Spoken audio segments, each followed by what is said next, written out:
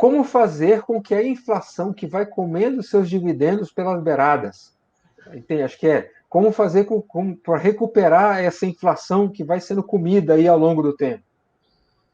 Normalmente, as empresas, elas crescem em um percentual durante o ano, né? Elas tendem a crescer justamente juntamente com a economia.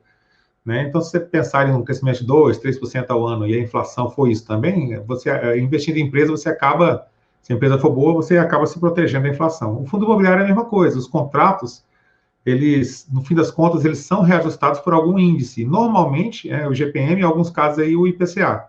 Então, são índices também que medem inflação.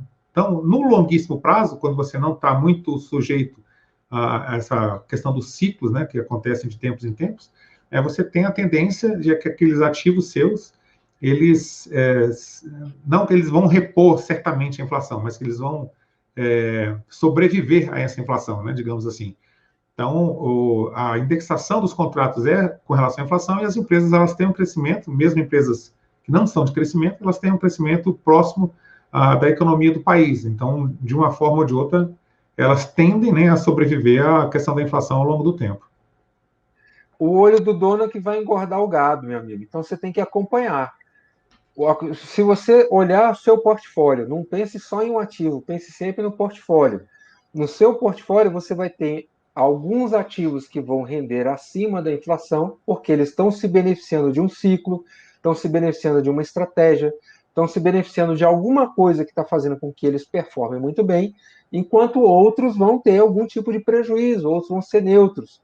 E aí você vai fazendo uma gestão do seu portfólio através do acompanhamento para fazer com que ele tenha um desempenho melhor. Lembrando que não é a inflação do governo, é a sua inflação. Você tem que ver se o seu custo de vida, o seu patrimônio está sendo suficiente para manter o seu custo de vida.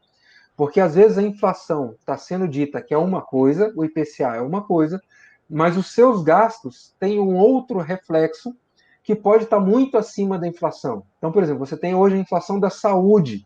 A inflação da saúde é muito maior do que a inflação que você tem em outros pontos dentro da economia.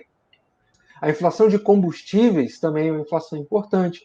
Então, como isso interage com a sua inflação é que é importante. E entender se o seu portfólio está mantendo o seu poder de compra, ou se você está ganhando dessa inflação. Um cuidado que tem que ter é nunca ter um excesso de interação com esse portfólio, fazendo ajustes demais, ou uma gestão ativa que seja prejudicial à sua rentabilidade. Ou seja, toda vez que você vai buscar rentabilidade maior ou se expor mais ao risco, você está abrindo uma janela para que aconteça alguma coisa que é um revés e que pode dar um rendimento menor do que o esperado. Isso pode ser até pior do que o efeito da inflação em cima dos rendimentos da sua carteira. Então, muita atenção nesse jogo, não tem receita. É você buscar bons ativos, com lucros constantes e consistentes, e fazer o acompanhamento dessas empresas. E ficar de olho nos seus gastos. Então, ser superavitário significa gastar menos do que você ganha. Agora, a única coisa que está no seu controle é quanto você gasta. Quanto vai ser receber, aí não.